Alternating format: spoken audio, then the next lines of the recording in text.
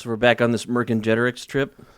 Yep, Vercingetorix. Who was it that said that in the last premiere? I don't know. I know I said it during the show. And then we went down the path of how mean my father is to me. Fuck you, Dad. Calls my beard a merkin. Joel's dad, I like you. I like you too. I guess I think I'm old enough I can beat you in a fight, Dad. Let's go. Oh man, yeah, I'm ready. He's getting old and frail for sure. I don't know how to handle saying people's names on the show. I think you handle it right. We just don't say it. Don't say people's name, because I didn't even want to say your dad's name. Oh, his name is John Benner. His number is 818. Maybe not. I can't remember because I want you to call him and tell him to fuck off. But thank God you don't remember. You can find him on Instagram. If you find him, it's John. It's just like mine. It's John Benner. I'm Joel R. Benner. Send him a message that says "fuck you, Dad" from me. Thank you. Does he actually get on Instagram all that much? That's where we talk most of the time. Oh, okay. Because he'll send me some fucking funny thing about being a man, and then I send him something funny about him thinking he's a man, but he's a clown. That's a pretty solid father-son relationship right there. We don't really talk. We just talk shit to each other. I wouldn't know because my dad's dead, so thank you for bringing that up. Well, my mom's dead, and you bring up your mother all the time. This isn't a goddamn competition, Your Joel. mom is my mom now. Yeah, that's true. My mom likes you more than she likes me. Oh, for sure. She sends me money every month. That's why I'm not getting my monthly allowances anymore. God damn it. I would have so many... Because I got her flowers, because I helped her take out the trash or whatever she needs. I'm always there. Dude, you're just enabling her. She's already lazy enough. The reason I was bringing up saying people's names on the show is because I sent you a screenshot of it earlier today. I got a message from one of the listeners. I'm not gonna say the person's name to be respectful, but I am going to read this verbatim, where the message is, so this will be weird. I'll put it on the screen too. Okay. If you're watching on YouTube. After we get permission. I mean, there's no... We can blur out whatever. The screenshot that I sent you, I already cut out any identifying information. Yeah. So it should be fine. I can trace the data source back to the systematic mainframe and then connect it to the database structure and then call a couple of guys I know that are hackers. Everybody knows how to do that. That's why we have to be careful about how we handle the information, because obviously... The data's in the code. You and I are top-tier hackers. That's how they caught what's his name, right? What, BTK? Vice fucked up and left the information in the... Epstein. Epstein. Yeah, they left the metadata on the photo. At first, I thought you were talking about BTK, the murderer. I don't know who that is. Serial killer. Dennis Rader. BTK is short for Bind, Torture, Kill. It's what he would sign his Bind, Torture, Kill. That's a cool movie title. I'm sure I know that they've made at least one movie about him. He was a real fucked up guy. Really, really fucked up. I forgot to wear deodorant. It's okay. Welcome to the Iconoblast podcast. This isn't Smell-O-Vision yet. I'll do that first. Welcome to the Iconoblast podcast. This is the show that takes a look behind the public facades of famous icons to show you why you can never take anything at face value. My name is Cooper. Of course, across from me is Joel Benner once again. Hola. No guest today. I almost thought about asking Jack to be on the show again today, but I love having him on the show, but he seemed like he had just finished the Jack sesh. Probably wanted to go home. You needed to go spend some time with Taco. Yeah. Taco needs some good quality time with his daddy. I forgot my power gloves. I've lost my power. God damn it. This episode's going to suck now. Fuck. Iconoblast. We put the past on blast. Hit them with the truth, with things you never knew. Nobody is safe, no thing to place. Got Joel and Coop with history in your face. Iconoblast. Presented by GhostBed.com. BTK was caught by actually asking the police. He sent a letter to the police and said, hey, if I send you my next letter on a floppy disk, there's no way that you can trace that back to me, right? And the police said, oh, yeah, sure.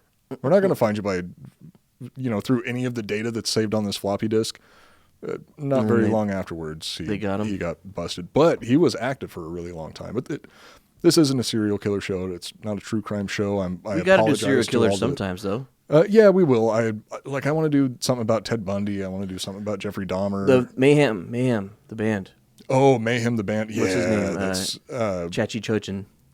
Yeah, Chachi Chochin. Yeah, I think it's pronounced Stabbed somebody, Vikernes. stabbed another member of the band, and all that crazy shit. And burned down a church and all that stuff. It's cool. Yeah, well, if you want to hear some really crazy shit about the black metal scene, just watch the documentary True Norwegian Black Metal.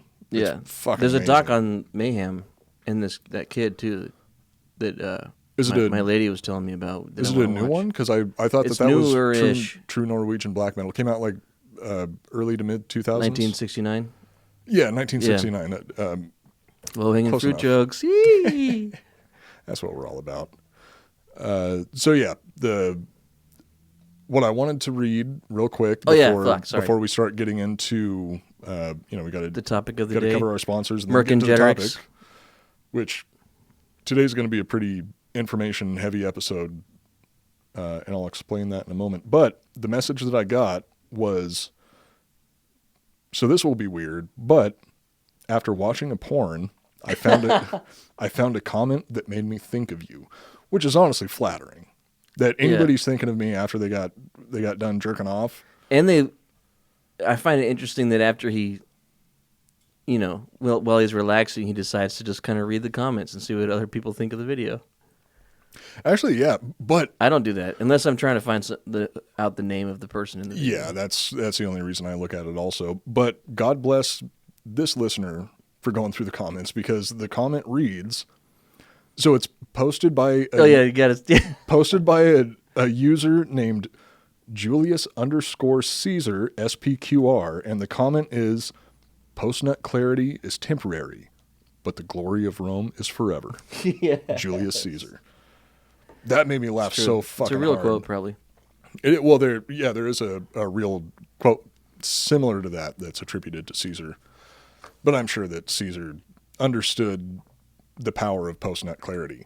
And that's probably why we got that message. Post-nut clarity is because the listener was going through that post-nut clarity, and they were like, hey, this comment applies to my favorite podcast. Or they were like, I don't know if I should have jerked off to this because it might have been something kind of fucked up.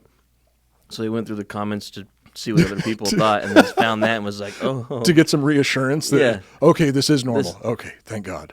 I think it's funny that his name is Mercingetorix, considering the mustache that he has. He has the most amazing mustache in history, I think. Yeah, those statues. In the last episode, I had no idea that his mustache was that powerful until after, when I made the thumbnail. I was like, oh, shit. Yeah, the statue of him has a massive mustache. It almost looks cartoony. It is fucking glorious. Well, yeah, it kind of looks like Yosemite Sam, or Asterix if you're one of our French listeners. If we have any French listeners left, considering the amount of shit that I've talked about French people, which... We kind of hate on the French. I feel we're not haters. No, we're not. It is the only thing that we hate on that doesn't deserve it. They deserve it. No, I think damn near everything that we hate on probably deserves it to one degree or another, but you can hate on anything and it most likely deserves it. That's kind of the... No, I hate this cup. It's kind of the mission statement of this entire... Well, that cup right there, I'm sure there's tons of those things floating around out in the ocean killing turtles left and right. One. Not that specific one. Just because it's a cup, now all the cups are bad. Nice scoop. Drink. Oh God, yeah, that was racist. Drink. Mercingetorix, huh? Good old Mercingetorix. So we're gonna slam this out. It's just a two-parter. Yeah, it's gonna be a two-parter. I said in the last episode it was gonna be a two-parter. Trying to stick to that. God knows how much this... It's going to be a 3-hour episode. Every episode ends up going off the rails at one point or another. It's very I'm in a good rare. mood today, so I'm a little hyper. I slammed a Cardomax with a shot of vodka. We got all juiced up on... We got juiced up on sponsor juice today. You had a Cardomax, I had a Killcliff, and I'm still riding the high from producing the Giggle Boys episode earlier today, which, by the way, was a fucking awesome episode. Nice. If anybody hasn't checked out the Giggle Boys yet, just go and give them a listen. I highly recommend the episode. I believe it was with a guy named Tony Casillas. That So that episode and this episode that they just did today, both of those, they had me laughing so hard that I was crying. Did you do a little... Well, it doesn't take much to make me pee because I have a weak pubic floor. I need to do a lot more Kegels. Doesn't the clam hold it in, though? Well, it does, but I still have to open it up and clean it out, which is a pain in the ass. I got a lot of their... Is there pubic hair in the clam? No, not on the inside. Joel, seriously, if you have a dick inside the clam, there's got to be... Yeah, there is. Don't lie. You have to shave it, don't you? Once the episode's over, I will satisfy all of your questions. Visually. Oh, God, that sounds terrifying. Let's go. Okay, well, then stop asking questions about it. So before we get into the meat and potatoes of the episode, we're gonna thank our sponsors, which we are extremely grateful for. And I still honestly can't believe that this fucking show is sponsored. I know. Dude, I can't believe that anybody listens to this show. Those motherfuckers keep the show going. They keep the lights on in the building that we're working in. And the lights on at the apartment that we're living in. They feed my dogs. Yeah. They feed me. They feed me too. We all have passions that push us to do big things in life, like selling your crafts online, all out of a deep burning love for logistics and order management. Bullshit.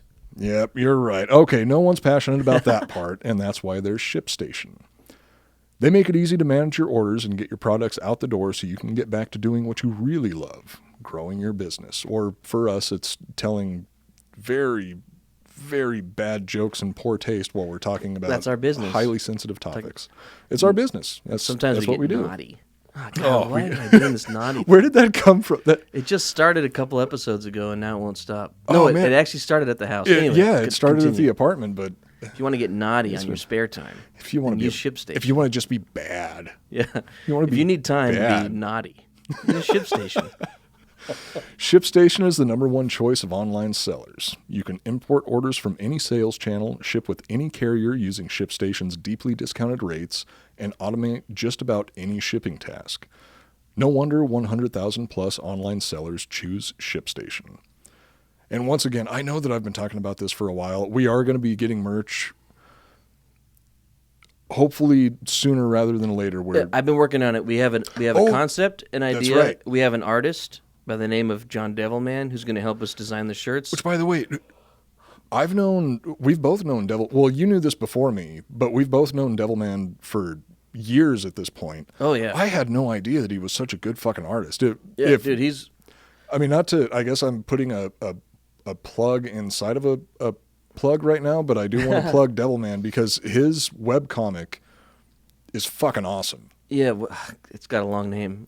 Yeah, well, we'll get into that. But he's going to help design the shirts, and as soon as we have all that figured out, 100% we're going to use ShipStation. So we're on all the platforms, all that shit. They'll take care of all that fucking bullshit for us. So all we have to do is fill out one form once, and they'll take care of all that for us. And then we can focus on making more, to be honest, more low-hanging fruit jokes. Yeah, more naughty stuff. We can keep being bad. That's never going to stop.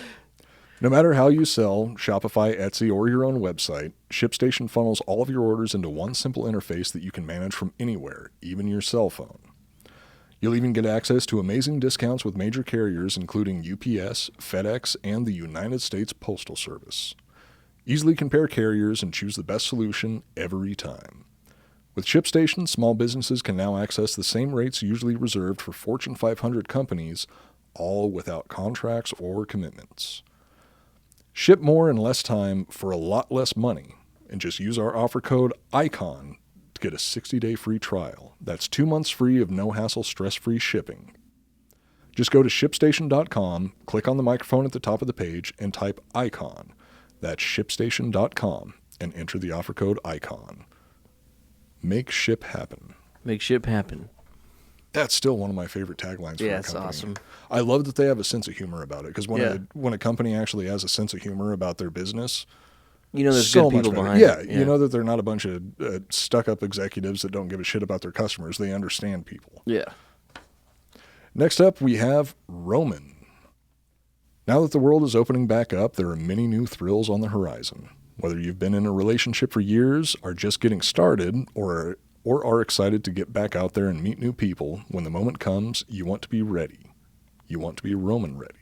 And that fits in with the topic of today's episode, because we're once again talking about some stuff that involves the Romans. That's Somebody right. that was always Roman ready was Julius Caesar, and that's why he was able to conquer a whole lot of territory. I actually heard that they took the blood of Julius Caesar to help produce their products. I haven't confirmed that with the company myself, but it sounds true. Yeah, I think it is. I think they have a container of Julius Caesar's blood at their office, and each new employee has to lick it.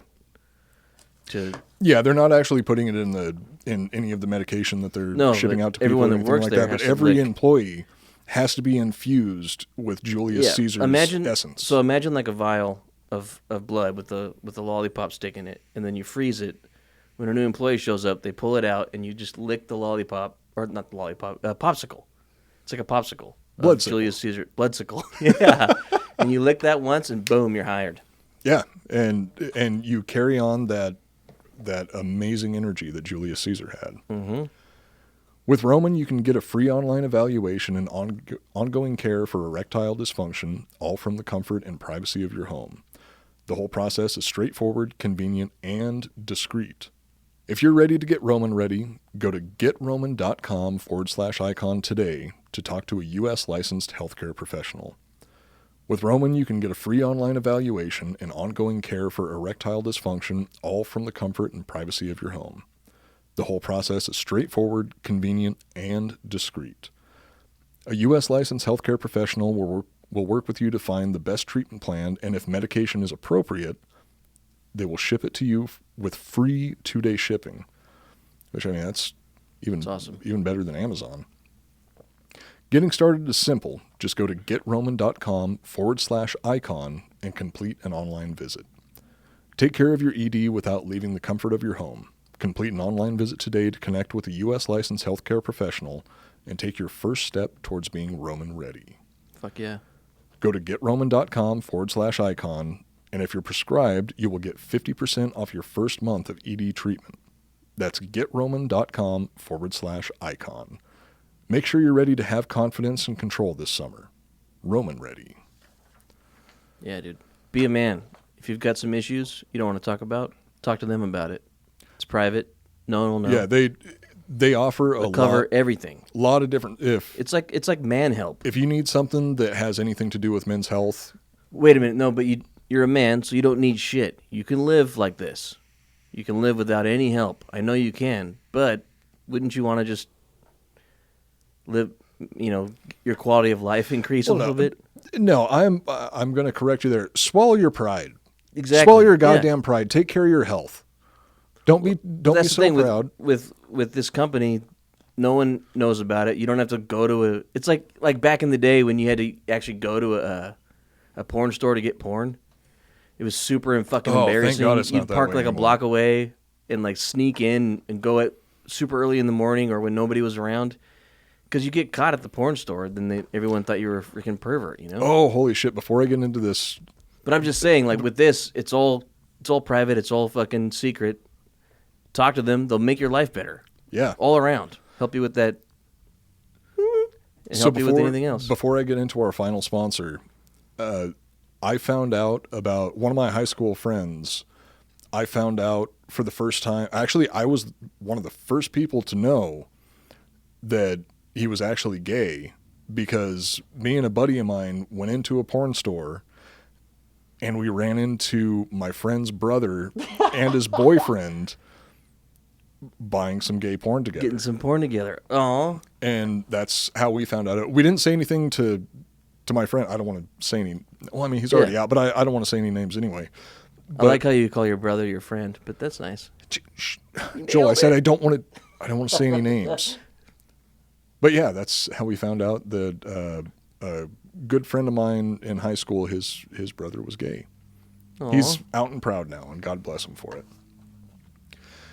And next up, we have Ghostbed. The Iconoblast podcast is presented by ghostbed.com/drinking bros. And Ghostbed was our very first sponsor. They've been a sponsor of the Drinking Bros Network for over 5 years now.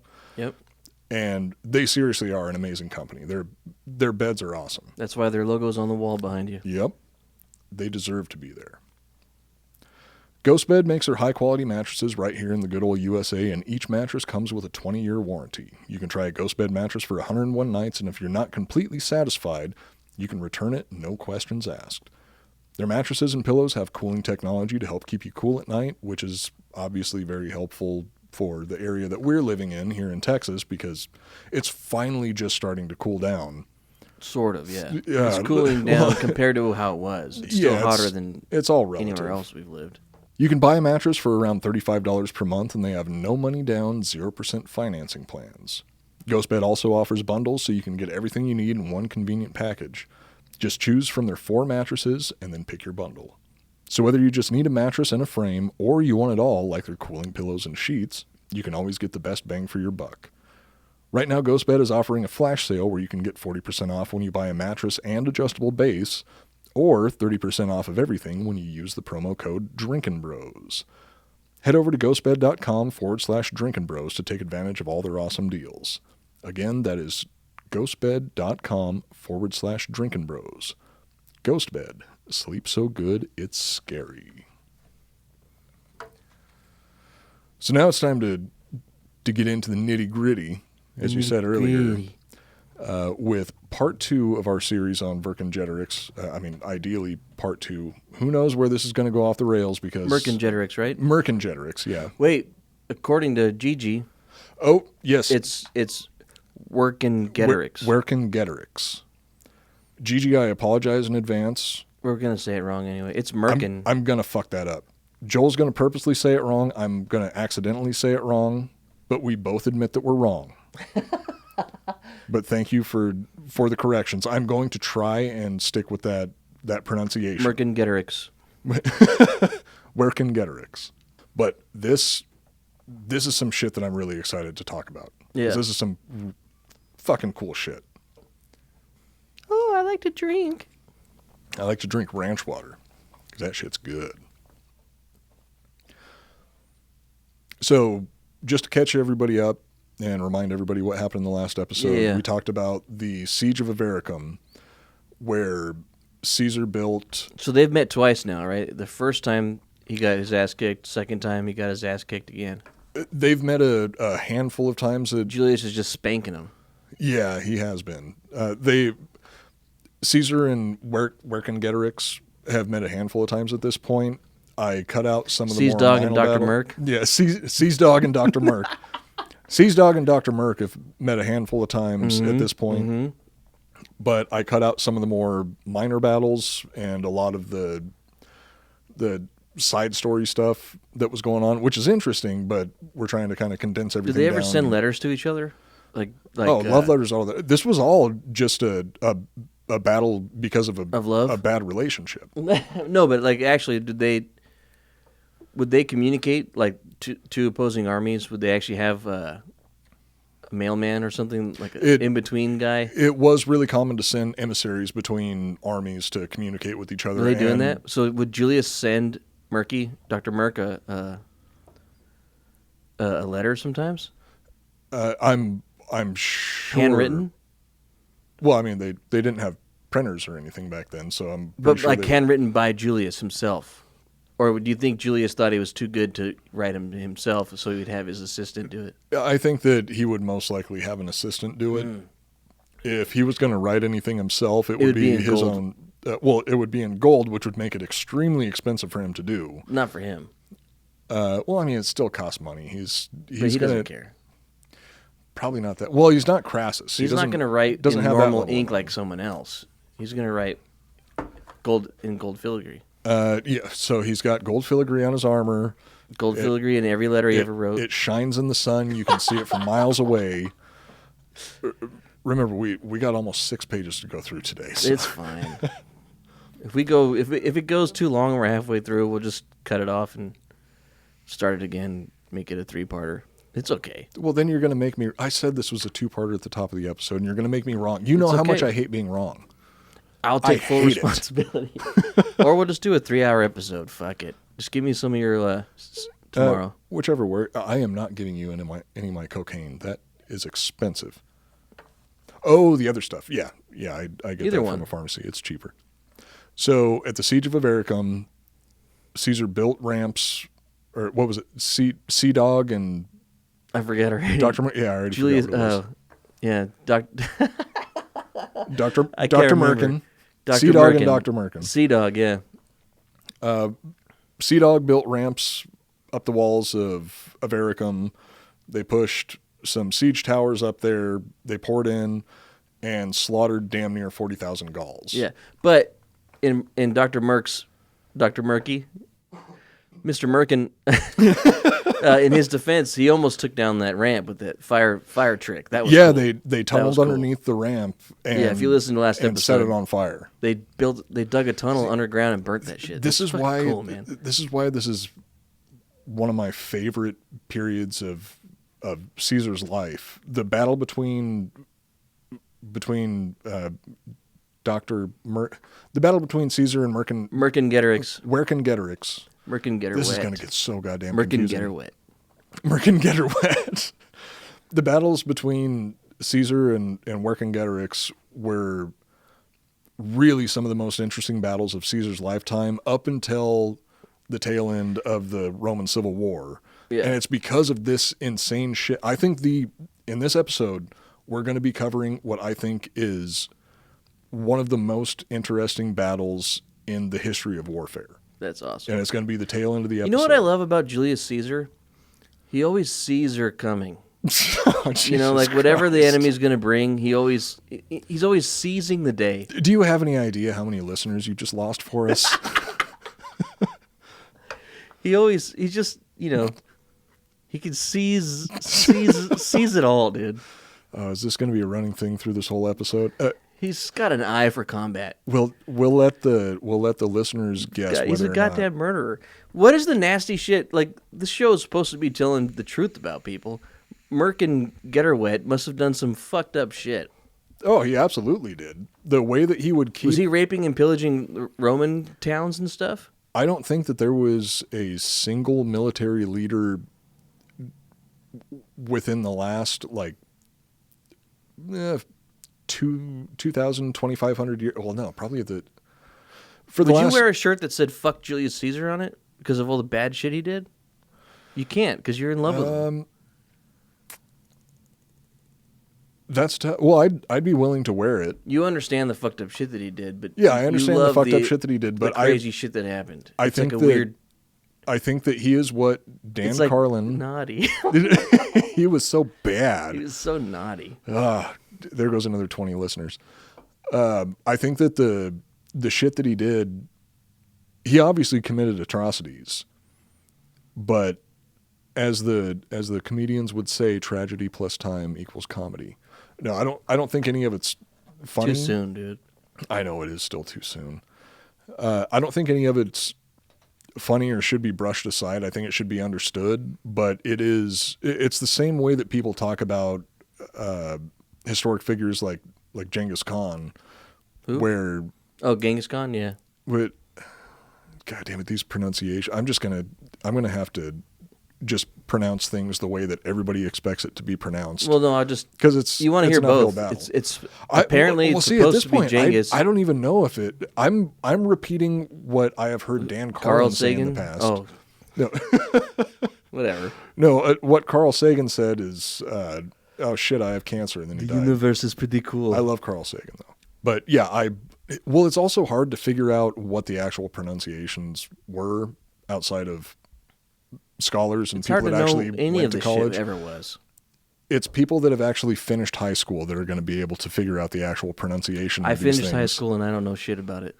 Yeah, I haven't went to college. In quotes. Oh wow. Okay, so it's not even people who have been to college. No.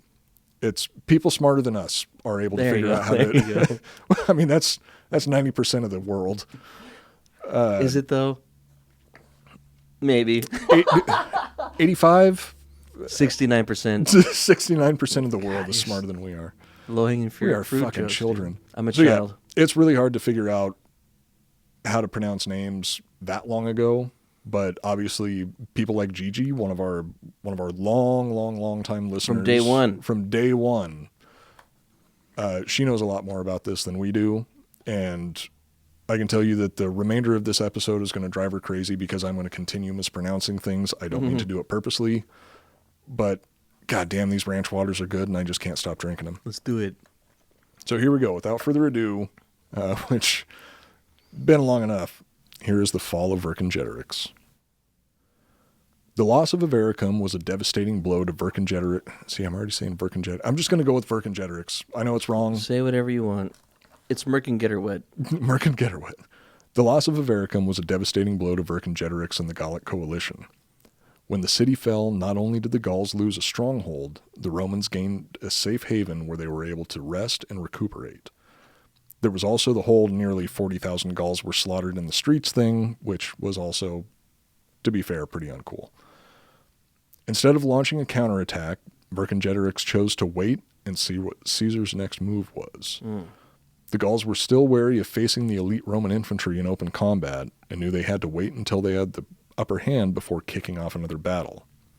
Little did Vercingetorix know that his hesitation would have dire consequences. Ooh. Dun, dun, dun.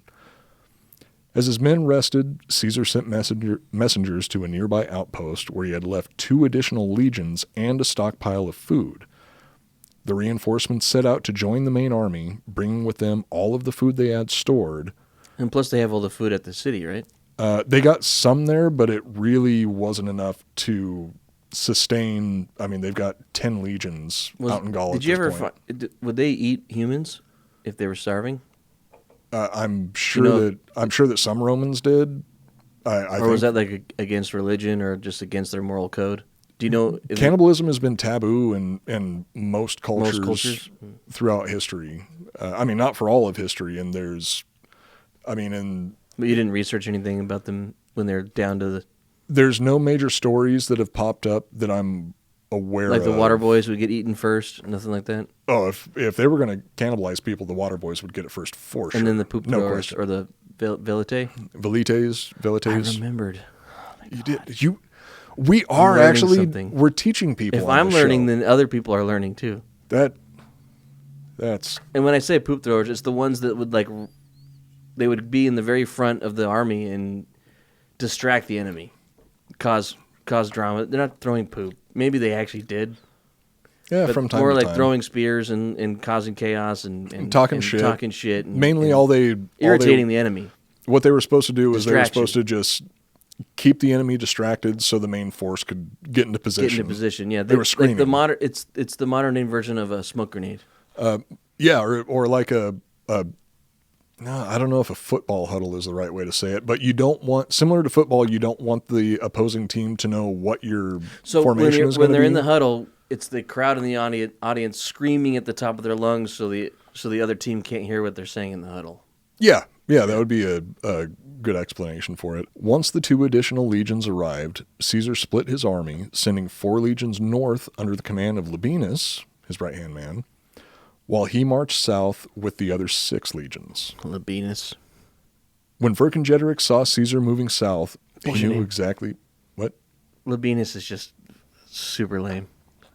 Dude. The name, not the person. But do not talk shit about Titus Labienus. Titus sounds way cooler. Because I think that Titus Labienus... You should just call him Titus. Because Labienus is kind of like penis. It's kind of like... Is it not? Come on. Labienus. Well, if I was pronouncing it properly, like a if I was pronouncing it properly, it would sound even more ridiculous. Let's hear it. Because it's more like Labienus. Sloppy-anus. See? Yeah, so he's fucked. What was the guy? It was the son of somebody in like the first episodes of Julius Caesar who got like beat up and picked on, and they like buried him in donkey shit or something, and he almost died. Oh shit! He had a similar name. He was Caesar's co-consul during Caesar's first that guy. run as consul. I can't remember the name off the top of my head, but Titus is tough. Let's go with Titus. But Titus. I don't have Titus written in the notes. I'm not going to be able to remember to use that name the whole time. I got it. Okay. So every time I say Labienus, Titus. Thank you. See, that's why we make a good team. That's right. So Labienus Titus, for anybody who didn't listen to the previous episodes about Roman history, is Caesar's right-hand man. Pretty much from the beginning of his career, Titus Labienus. I got to throw Labienus in there. You can say Titus Labienus. Okay, Titus Labienus. It's half as bad. It was Batman and Robin. Exactly. Yeah. Batman and Robin. They were... Even the names are Julius Caesar, Titus Labienus. It's similar to the coolness of Batman and Robin. It makes sense. Okay, I'll try and remember to go with that. And in 2021, what happened to... What Robin came out of the closet, it all makes sense. It all makes sense. Very closely mirrors it's the same... Yeah. They probably based Batman and Robin off of Julius Caesar and Titan Labienus. Titus Labienus. When Vercingetorix saw Caesar moving south, he knew exactly what his target was. The Arverni capital of Gergovia. Vercingetorix assembled his men and set out to stop the Roman advance. Now, if you remember from the last episode, Gergovia is Vercingetorix's hometown. Okay. And it's also the capital of the Arverni, which are currently the strongest tribe in Gaul. Okay. Gergovia was built in a fortified position on top of a 1,200-foot plateau overlooking the surrounding plains. Only one path led into the city, making it nearly impenetrable to attackers. Although Gergovia was in a strong position, as we learned in the previous episode, there were few things that Caesar was unable to penetrate. That's right. As Caesar marched towards Gergovia, Vercingetorix launched constant hit-and-run attacks, wearing the Romans down and preventing them from supplementing their food stores by foraging. He knew it wasn't enough to stop the legions, but he just needed to buy some time.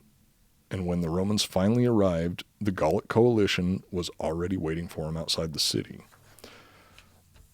So Vercingetorix was just trying to buy enough time for him to get his main army past the Romans and cut them off before they got to Gergovia. Gergovia.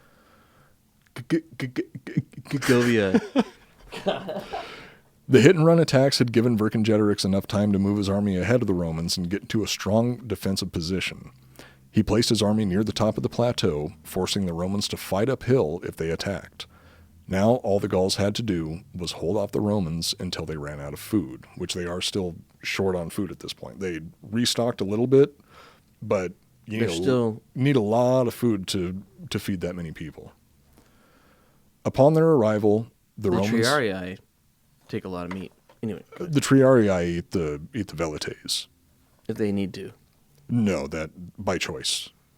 That's the cost of being a velite. If you can survive being a velite, you're strong enough to be a hastati, which not the right terms for this period, but you get the picture. It's a fact that the Triarii once in a while will take a velite into their bed, and two things will happen.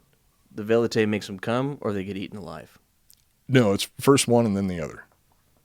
That's the cost of being a velite. Yeah. It's like modern-day college hazing. If you survive, though, you become a Triarii. Oh, if you survive the fucking, yeah. If you survive the fucking, then... They won't eat you alive. Then they won't eat you. If you're dead by the time they're done... Yeah, exactly. Yeah. Then you get eaten. Upon their arrival, the Romans built an encampment and deployed scouts to check the surrounding hills. Nearby, they found a garrison of Gallic soldiers guarding a small river that ran past Gergovia. Vercingetorix had placed them in there due to the stream being the city's primary water source. Should the water get blocked, the city would fall even more quickly in the event of a siege. Ooh.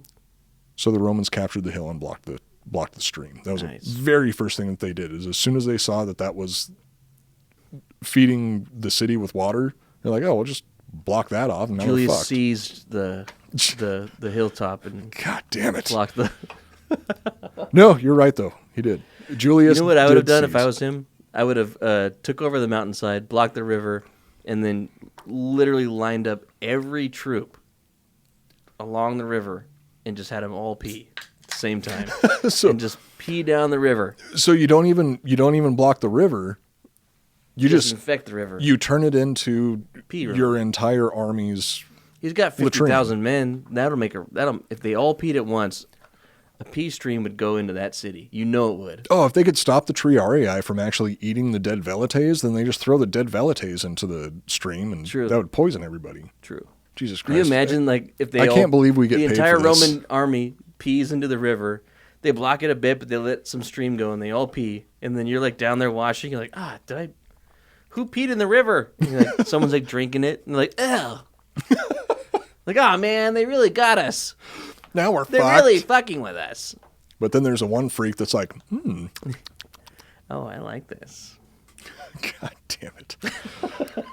I just still can't believe that we do what we do for a living. Yeah. It's pretty fucking ridiculous. I can't believe that he didn't have all his troops pee in the river before blocking it off. It'd be like a nice little ender message. I would think it's the different, like, if you're super thirsty and then you drink piss, it's even worse than just being super thirsty. It could have been like a, like a little.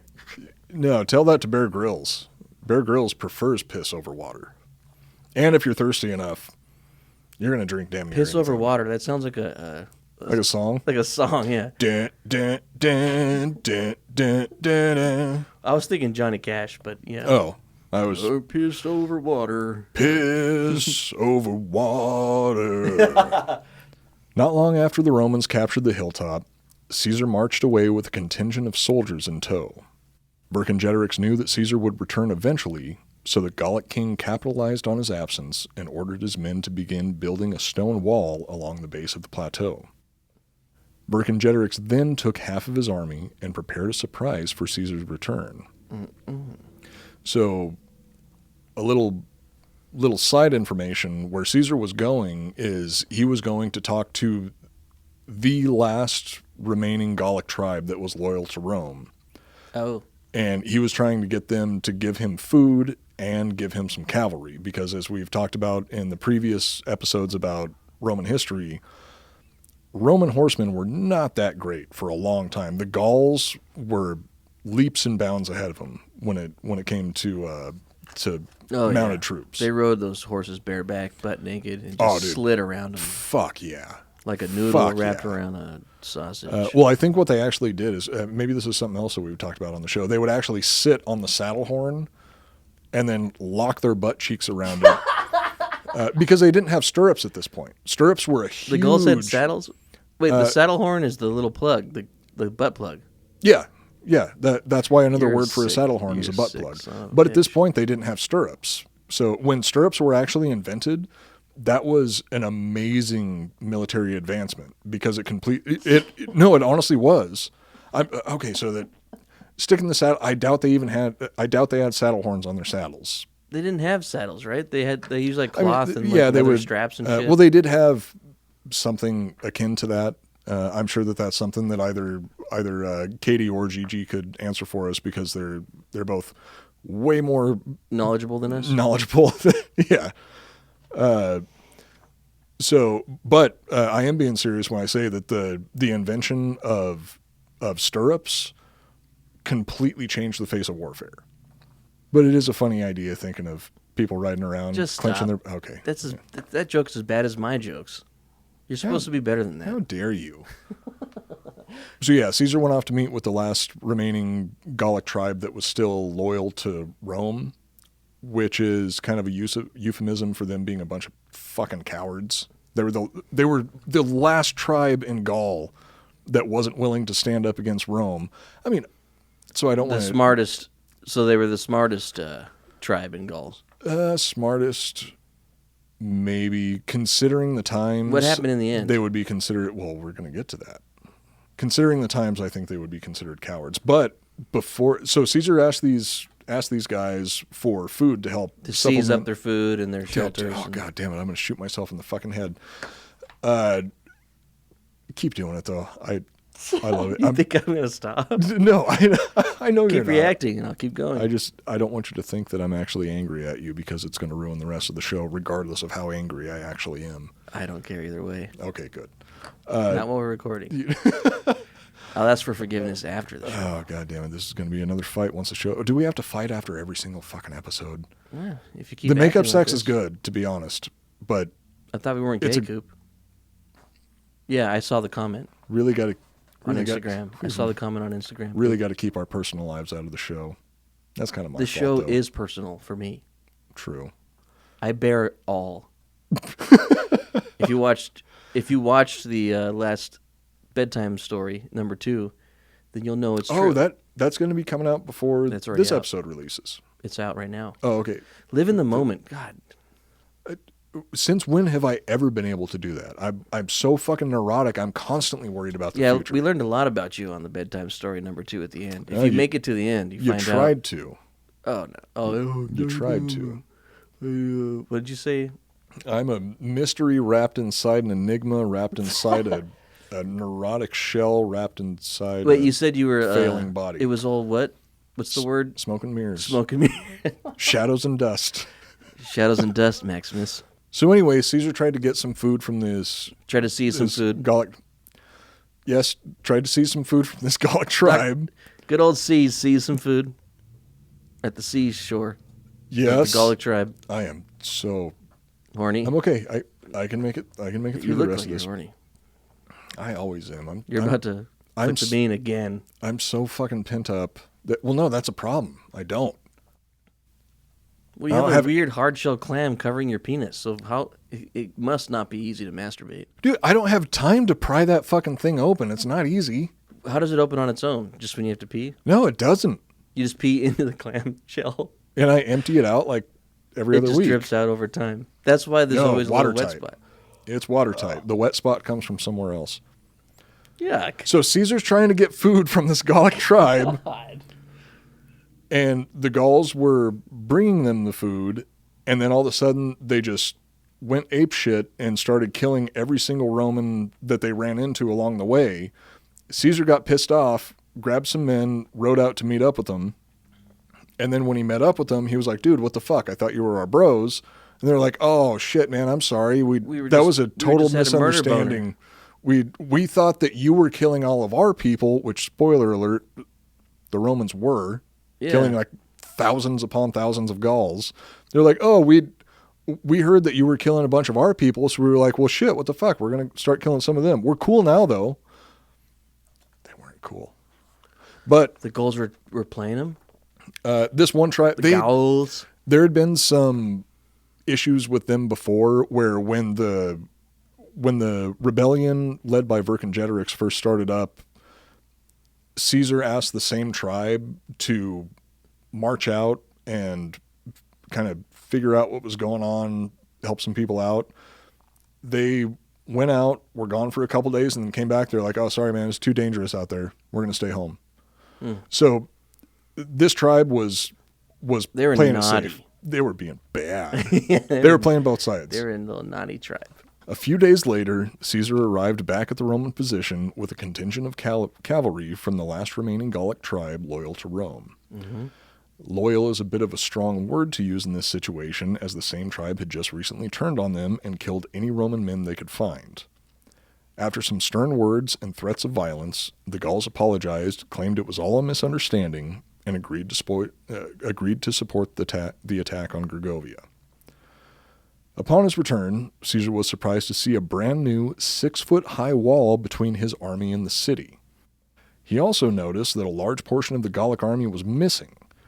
When he asked one of his legates what the fuck was going on, they told him that in his absence, the Gauls had been fortifying their position and had captured most of the surrounding hilltops around the city. Which, what the fuck? The dudes that he left in charge saw all of this shit happening. They're like, all right, I'll tell Caesar about this when he gets back. They had damn near 6 legions there under their control that they could have ordered to advance to interfere. They had cavalry too. They just sat there. And they just sat there and watched. They're like, oh man, Caesar's not going to like this when he gets back. And he didn't. Not good leaders left in charge. Where's Titus? If Titus was there, he's up north. If Titus was there, he would have took care of the problem. Oh, dude, I think he would have whipped out his Labienus and gained command of the goddamn mission. I think Titus Labienus was on par with Caesar in terms of being a general. They had both had pretty much the same amount of experience.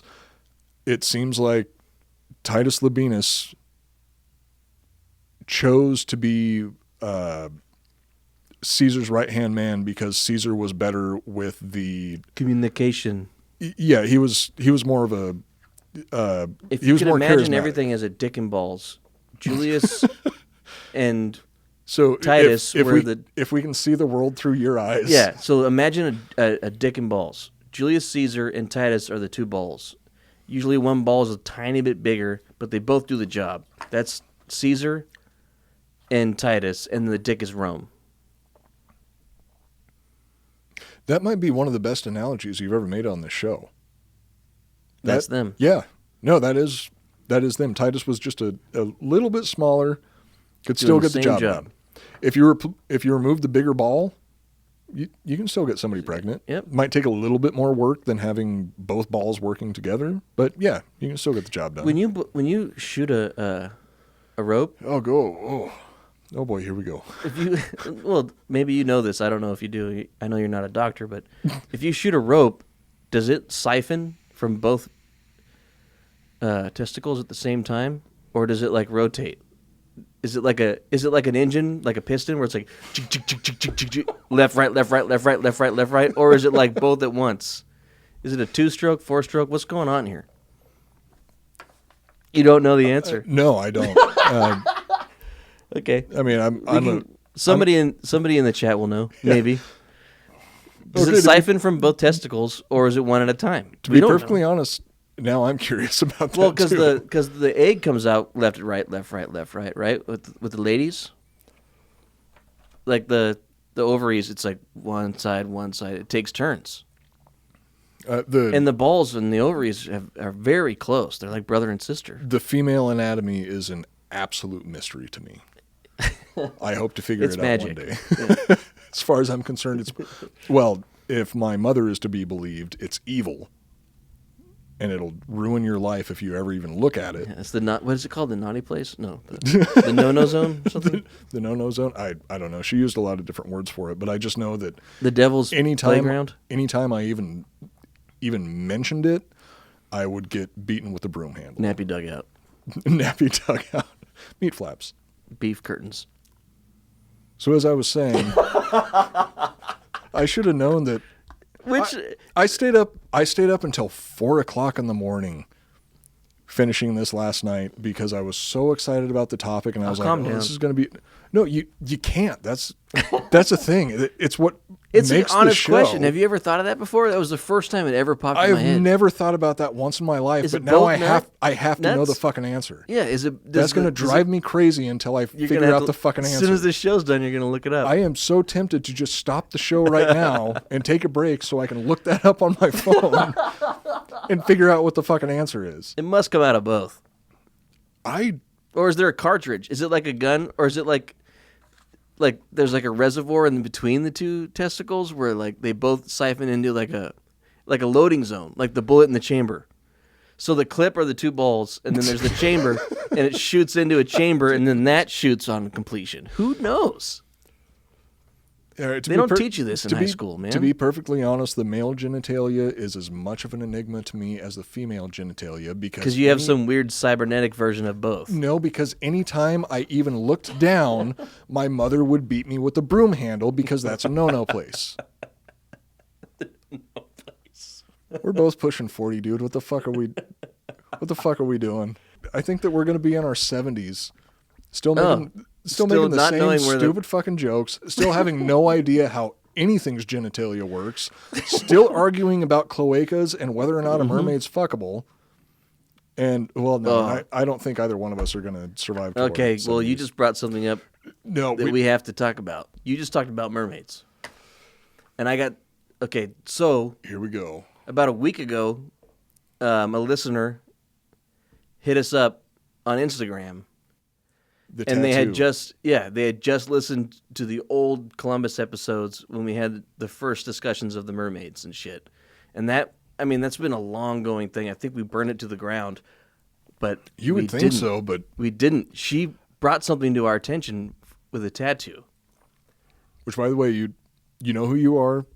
Like I was saying earlier. Yeah. So weird about saying names on the show because. You know who you are. We saw the tattoo. You know who you are. It reignited the flame.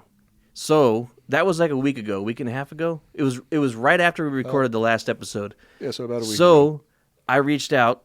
I put out my feelers once again, but this time a new approach. I started hitting up all my old sailor buddies and shit. I used to live on the beach in Silver Strand in Ventura, and there's a lot of sailors, a lot of boats out there. So I reached out to my old contacts, and I was like, look, any mermaid stories, anything you could talk about, the scale thing. So what she brought to my attention is that fucking mermaids, where the human part starts and the fish begins, is different based off genetics, family, just like hair, eye color, skin color. It's the same. It can vary.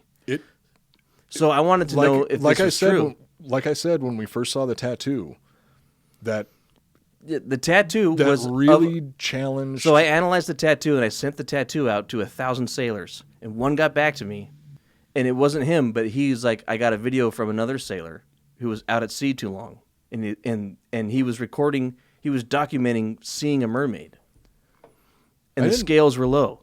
I didn't hear about this. The scales were low. I remember the tattoo, but I didn't know that you reached out to another one of your...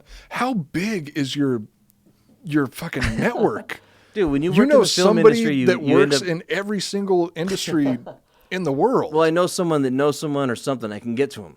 I can find him. It takes a lot of work, dude. A lot of work.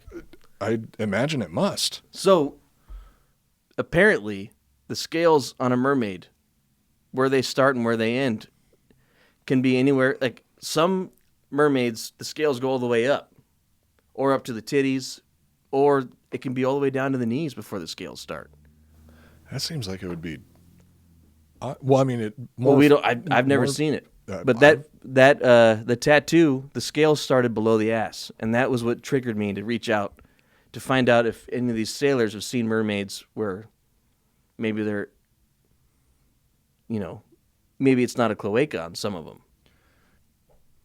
Anyway, I've got a video. Do you want to see it? I was just going to say, if you tell me that you have testimony from a sailor that has seen an actual mermaid, I'm going to lose my mind. Well, we'll just play the video, and you can determine what you think this is. Is that a caveman? The first time I saw her. The night just like this one. Cold night. Fisherman's full moon. The fisherman's full moon. I was out doing my duties, and I heard a noise. Went to go check it out. Saw what I thought was a marlin's fin. Closer inspection. There was no marlin. Scales ended above the knees. There it was, reflecting in the moonlight. A beautiful pussy. Pussy. Haven't stopped thinking about it since. I assure you, if you could catch her, you could fuck her. She left me standing there on the deck with a hard on. Couldn't go below deck for at least a half an hour. I assure you, mates, legends are true. You find one with the scales low enough, you can fuck her. Most beautiful pussy I've ever seen. I got the nets on ready. The lights on 24/7. Haven't stopped looking. Never will.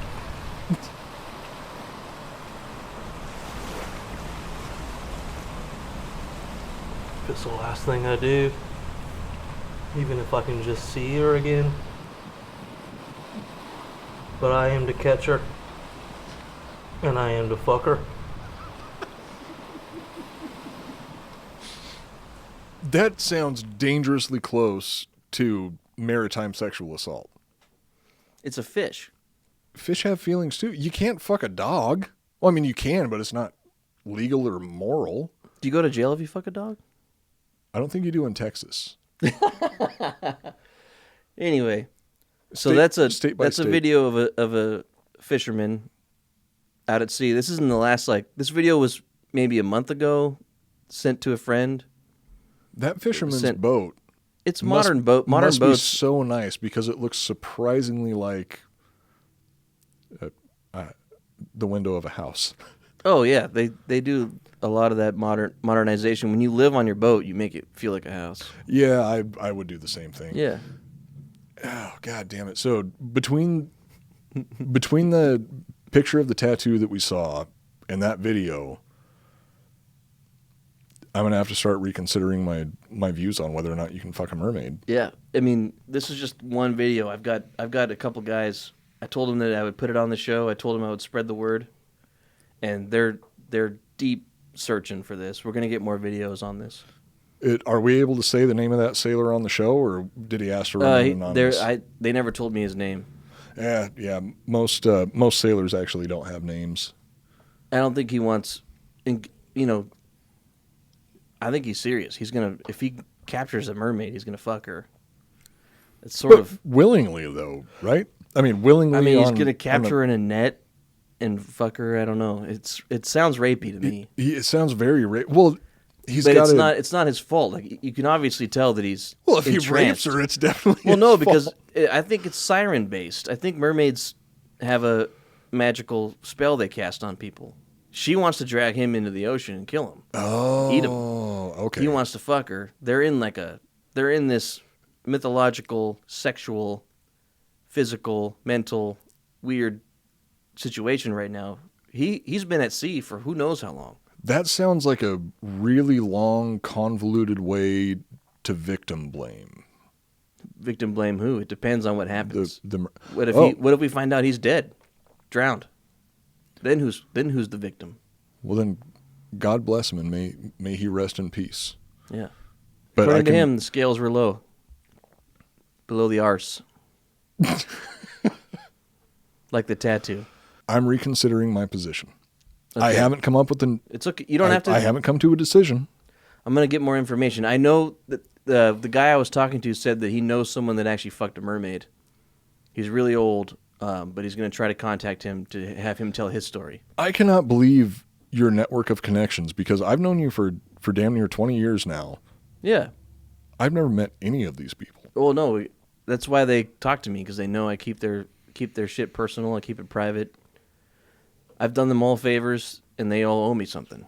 Favors? I've been from the top to the bottom on this. You know how the movie business is. It takes a lot of work to break into it. You were a bottom? I made it to the top, Coop. I worked on Avatar. You were a bottom and you did favors, huh? Mm-hmm. I worked on Avatar. You know what I did to get there.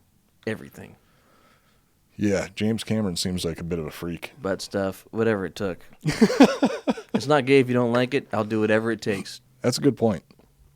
That's a very good point. There's nothing about anything that you just said that I can effectively argue against. God damn it. I love this show. I honestly fucking love this show. Like, it's not out of control. It's not what I imagined when I first started thinking about doing a podcast.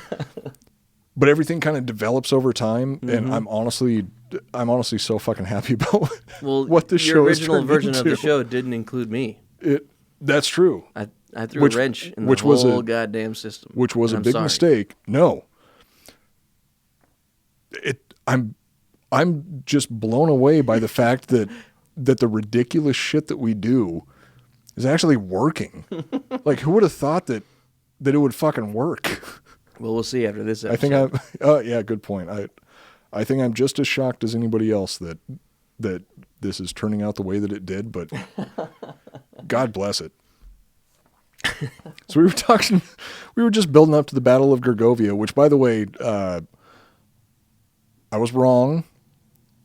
There is going to be a Vercingetorix Part 3 because I don't think that we can lose any of this. Yeah. This is all educational. Yeah. People are going to learn things from this. We will get to the end of the Battle of Gergovia. Let's finish the battle, and then we'll call it, and then we'll save Part 3 for next week. Yeah. So Battle of Gergovia. Getting back to turning this into a history podcast one more time. All right, let's go back in the classroom. All right. So, as I was saying, when Caesar came back from recruiting the Gallic cavalry, he found a 6-foot wall running along the bottom of the plateau. And his people he left there didn't do shit about it. Half of Vercingetorix's army was gone, and he found out from the people that he left in charge that they had just watched while the Gauls reinforced their position and then took every hilltop around the city, which anybody with any sort of tactical sense would be able to say it's a bit of a fuck up. And it's said that Caesar facepalmed so hard that you could hear it all the way back to Rome. I would have too, because Jesus Christ, that's so fucking stupid. You didn't kill him for that? Punish him? I don't know if he I don't know if he punished him or not, right? But it feels like there's two in charge. Yeah, I think that there was. I think there was 2 legates around when Caesar left. But seriously, he didn't bring his best men. Most of his best leaders went with Titus Labienus up north. But yeah, it was so fucking stupid of them to just sit there and watch the Gauls reinforce their position and take all of the best positions around the battlefield, and they did nothing. They just watched everything happen. They were security guards at that point. They observed and they reported. Yeah. And they fucked up real bad. That night, Vercingetorix was informed that there was movement near the hills that his men had recently captured. Caesar's cavalry were charging around the Gallic positions, obviously making preparations for something big. The following morning, the Roman cavalry and 1 legion of soldiers made their move and marched off towards the hills. Vercingetorix ordered the men on the hilltops to prepare for battle. So this is where shit's about to go down. This shit's going to hit the fan right here. As the Gallic soldiers formed lines and prepared to meet the Romans, Caesar's real attack began. It was a bait and switch. Distracted by the commotion of the men on the hills, the remaining men guarding the city didn't even notice the rest of Caesar's troops slowly creeping towards them. Ooh. By the time Vercingetorix realized the attack on the hills was a diversion, the Romans were already inside of his main camp. The Romans... Whoa, what? So Caesar sent 1 legion... Caesar sent some of his cavalry and 1 legion up to the hilltops and specifically told them to make as much noise as possible to make the Gauls think that they were going to go, like that they were going to go and capture the hills, take those positions, and use those to their advantage to attack the city itself. Yeah. But it was all just a diversion. So while Vercingetorix was looking at the hills, smoke and mirrors, man, that's where I learned it. Julius Caesar is I don't know if he's my idol, but he kind of is. He's my favorite historic figure. So it was all a ruse. Vercingetorix quickly sent word to his men, ordering them to abandon their position on the hills and return to the city. Caesar was shocked. So, hang on, I'm trying to condense a lot of this information into a shorter amount of time, but this is seriously really fucking cool. They were on the hill. Caesar sent a small army to attack the hill. The main army went right into their camps. Where are their camps compared to the city? Okay, so imagine if you're sitting imagine you're Caesar looking up towards the city. There's a 6-foot tall wall going all along the plateau. And then off to, nobody actually knows the original position of the city, but the rough estimate from Caesar's descriptions. It's up on a plateau, but there's hills on either side. It's up to a plateau. There's hills up on one side, or it might have been on both sides, but the hills that we're referring to right now were only on one side of the city. Okay. So just picture it as you're looking at the city. Off to your left, kind of adjacent to the city, there's a bunch of hills. Yeah. Those are the hills that the Gauls took, and that's also the same side where the stream is running that feeds the city its main water source. Yeah. The Gauls took those hilltops, and then Caesar sent cavalry up into those hills to create a bunch of commotion during the night and make it so the scouts in that area would report back to Vercingetorix that something was getting ready to go down. So Vercingetorix sent word to them like, okay, be on your guard because something's probably going to go down. The following morning, a full legion of the Roman army marches off towards the hills along with Caesar's cavalry. So having the cavalry and this one legion going out there, something big must be going down. So Vercingetorix had his men prepare for battle. They formed up their lines on the hilltops. All of their attention was on this. On the hills. Yeah, all of their attention was on the Romans moving towards the hills. And everybody else, the other half of Vercingetorix's army is just on the other side of this 6-foot-high wall going like, okay, well, they're going to do some shit over there. And this is taking place over the course of like hundreds and hundreds of yards. Okay. I mean, football fields away from each other. Yeah.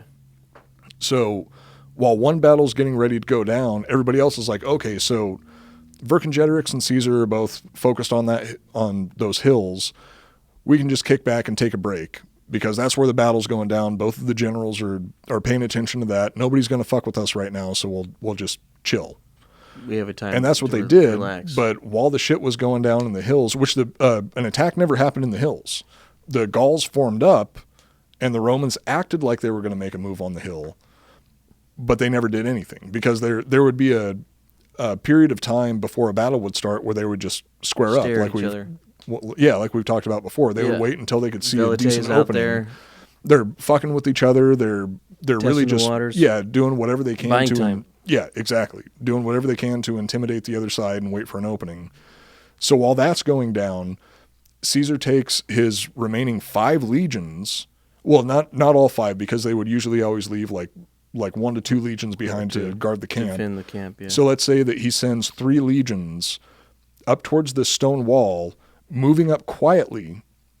And they were moving so quietly and the Gauls were so distracted that the Romans had time to just boost each other up over the top of this wall. They all move over the top of the wall. They actually got over the wall without being seen? Just climbed over the top of it. Holy the Gauls were honestly very disorganized, and that was disorganized and undisciplined, and that was their biggest flaw, their biggest downfall, yeah. Yeah, exactly. That was their biggest flaw up to this point. Well, not that they were disorganized, more like that they were just normal.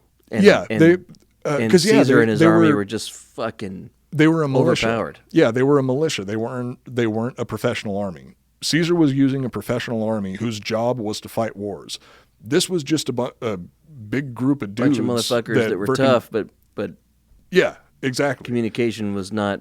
They weren't training. So it's like if you got a big group of your friends together to go and get into a fight, if you squared off against a group of Marines, there's going to be a major. Both sides are going to have some fight in them, but the discipline and organization of the Marines is going to give them the upper hand because they're going to have all these different strategies in their minds. They're going to know how to work together as a group. When something goes wrong, everyone knows how to react, regroup, reform. Exactly. Someone else that hasn't been through this shit they're all just going to run. And this battle really teaches Vercingetorix a lesson. And a lesson that he almost didn't get the opportunity to implement.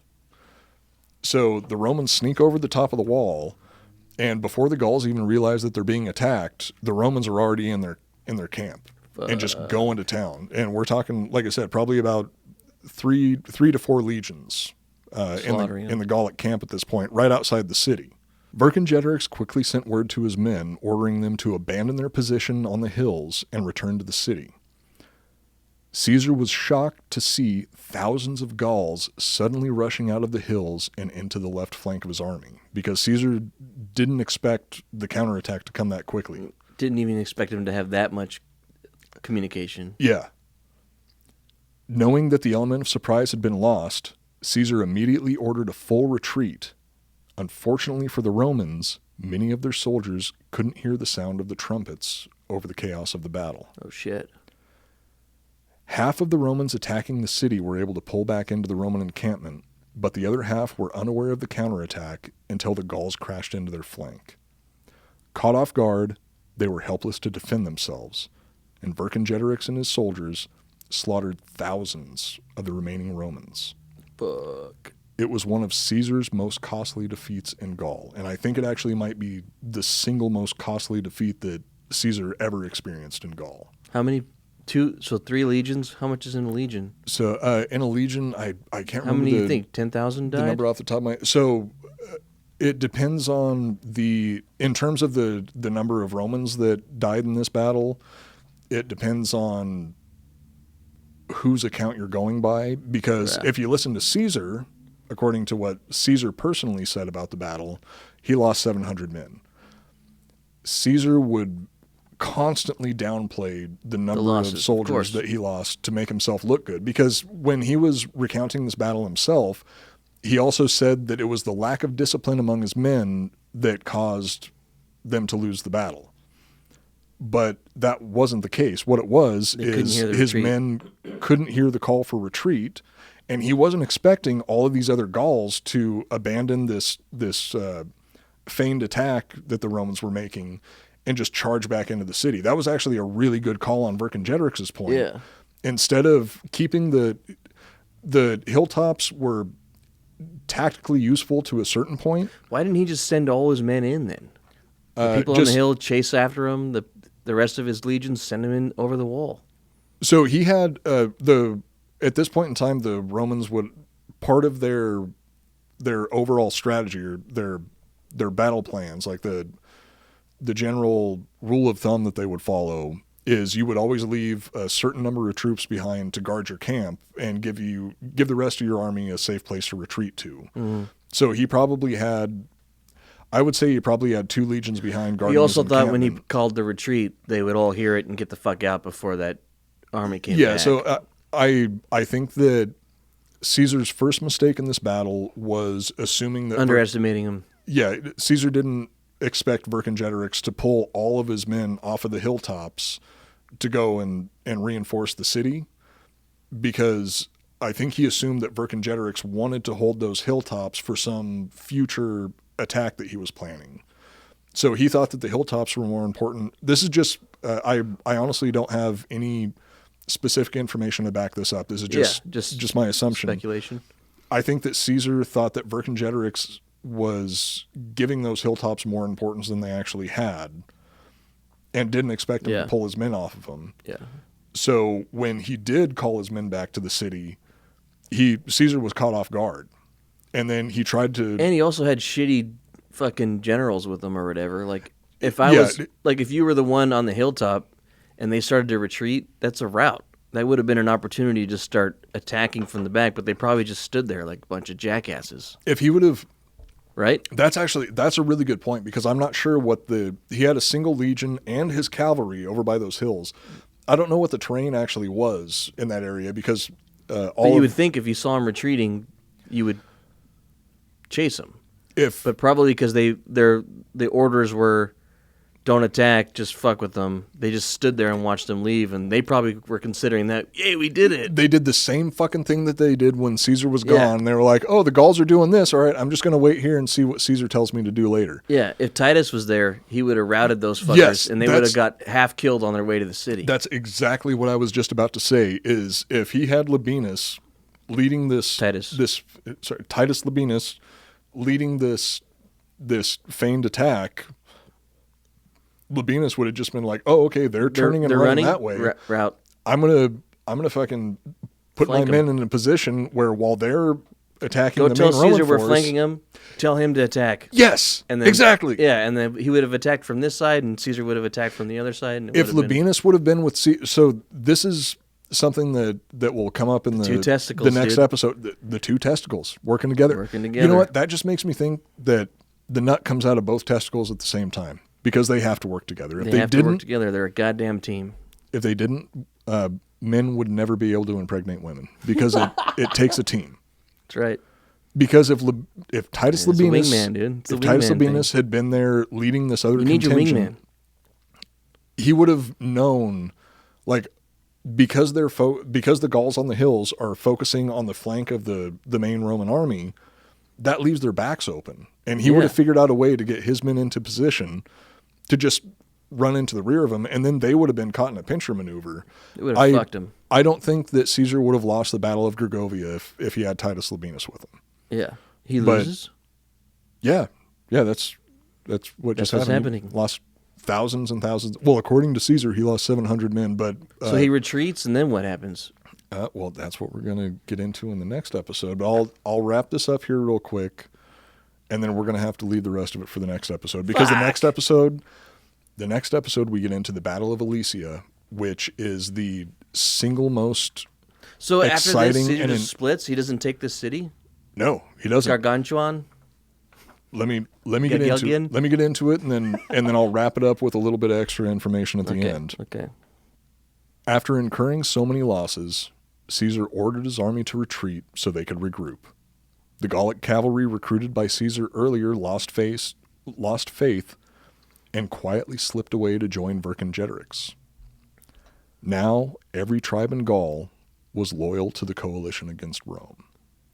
This loss allowed Vercingetorix to be the only leader in the history of Gaul to unite every single tribe. He did it against the Romans, and that's why Vercingetorix is such an important figure and such a major figure. There was a bunch of Gauls that rose up against the Romans. I mean, Ambiorix rose up against him. Shit. Go back and listen to the previous. Anybody who's listening right now, if you haven't listened to the previous episodes about Caesar's life, go back and listen to the episodes about Caesar's campaign in Gaul. Which this is the next episode is going to be the climax of, by the way. But this is actually an episode about This is a series about Vercingetorix, not about Julius Caesar. There's been a lot of attempts to push the Romans out of Gaul at this point, but they were all small groups, smaller coalitions that just did not have the manpower, but no singular leader in Gaul up to that point had ever been able to unite all of the tribes.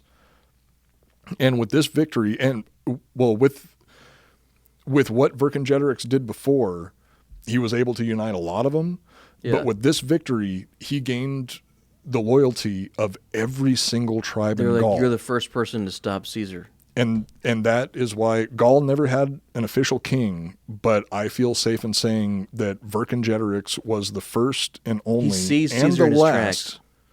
He was the first, only, and last king of Gaul. Because, in the future it turns into Belgium and France and breaks up into countries, and, eventually you get into the Sweden, whole bunch of other future shit that we're going to cover in other episodes, concerning the history of France and Belgium and that Poland, that whole fucking area. Mm-hmm. But Vercingetorix, when Gaul was Gaul, Vercingetorix was the only person to ever unite all of the tribes, and that is huge. Yeah, because up until that point, they would fight amongst each other all the time. Yeah. And even the Arverni, the tribe that Vercingetorix came from, they were kind of struggling for first place in being the largest and strongest tribe in Gaul against the Aedui. And the Arverni took over the Aedui. Like, they had wars for a while. They were finally able to overtake them. But all of these groups were infighting amongst each other for years. And years. And they realized there's a bigger power coming. They had to join up if they were going to have a chance. Yeah, and there were even a bunch of tribes in Gaul that were allied with Rome. And they switched over. And he was able to get them... It's the mustache. It's the fucking was he mustache. Married? Did he have a wife and stuff? What was his? I'm sure that he did. There's not a lot to talk about it. Yeah, because the Gauls themselves, multiple wives. The Gauls themselves weren't keeping a whole lot of historic records at that point. What we know about the Gauls primarily comes from the Romans. Were they like the whoever they were attacking in the beginning of Gladiator? Those were Germans. But was that kind of the same vibe? Like they were wearing like bear skins and had beards and were chopping heads off and fucking each other and stuff? Gladiator is 100% accurate. I know that. But go ahead and continue. Okay, so they're not like that. Those were Germans. No, I'll put it this way. Yes. Exactly the same. So the only difference was the Germans were on the other side of the Rhine. And they had a different accent, but kind of the same style. Yeah, well, as far as I can tell... the savages in Robin Hood with Kevin Costner, you know, when they're in the village and they get attacked, and they send in the savages first before, like, the Sheriff of Nottingham's like, send in the savages first. I mean, that's over in England, isn't it? Or that's Great Britain or something like that. Yeah, but kind of like that, probably. I mean, close enough, because... were they wearing bearskins? That's what I want to know. Did Vercingetorix have a badass bearskin with, like, teeth? Instead of gold filigree, his version was, like, the teeth of dragons stapled into his bearskin. If I say yes, can we wrap up this episode? Whatever you say, we can wrap it up. I just want to know, like... No, I mean... Were they wearing armor and shit? Like, you know what I mean? Like, what was their... They wouldn't have been... What the fuck did they look like? They wouldn't have been as heavily armored as the Romans. They were wearing skirts and shit like the Romans? They would have piecemeal armor. They would be wearing tunics, maybe some animal skins. Most of it was probably some really, really shitty cloth. Okay. But yeah, for the most part, I don't think... They used shields, but they could build walls and stuff, so they knew some shit. Yeah, well, I mean, I think that most humans at a pretty young age can learn how to stack things on top of each other. So the walls were nice brick walls. It was like the wall, piles of shit piled up on the shit. wall that the Gauls built in front of Gergovia was most likely just a big pile of rocks. They didn't have the engineering expertise that the Romans did. Cool. Which, by the way, the engineering... And that's why they could climb over it so easily. The engineering expertise of the Romans really, really fucking comes into play in the next episode with the Battle of Alesia. Hell yeah. So I think it's going to be a fun one. The Battle of Alesia.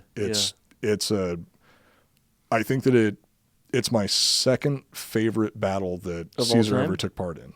It might be my second favorite battle of all time. What's their first one? The Battle of Clondathu? Oh, well, if we're talking about fictional battles, then yeah, probably the Battle of Clondathu. If we're talking about real battles... What do you mean? Okay, I don't think we have time for me to explain this to you on the episode. We'll talk about it once the episode's over, and I'll lay things out for you. I really don't think that the listeners want to hear you cry, because it made me cry when I found out that Clondathu... Don't do this. So that's all the time we have for on this episode of the Iconoblast podcast. Come back next week. We're going to be talking about the Battle of Alesia. Don't forget to follow us on Instagram. You can follow the podcast at Iconoblast Podcast. You can follow Coop at Coop Nukem. You can follow Coop Nukem. You can follow me, Joel R. Benner. Also, subscribe, rate, and review on iTunes, please. We need more 5-star ratings. We need comments. Ratings, on the charts. Reviews, subscriptions, tell your friends about us. Also, comments on the YouTube videos. Comments on the YouTube videos push us up higher in the algorithm, which awesome. it has been doing really well lately. We do a premiere every Monday night at 9 p.m. Central Standard Time. That's 10 p.m. East Coast, 7 p.m. West Coast. I think that's right. Something like that. Just follow us on Instagram, and you'll know. You'll get notifications about it. Yeah, we have fan art. Our first fan art is all on the Instagram now. It's pretty cool. Snatchface Mahoney. You the man, dude. You were the fucking man. Well, we'll see you all next week. That's it for Iconoblast Podcast. My name is Matt Cooper. Joel Benner. Reminding you to never take anything at face value. We're adults.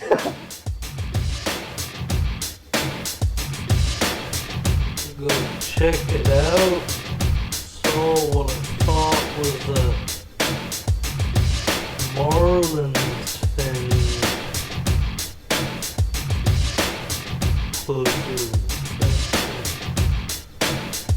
No Marlin.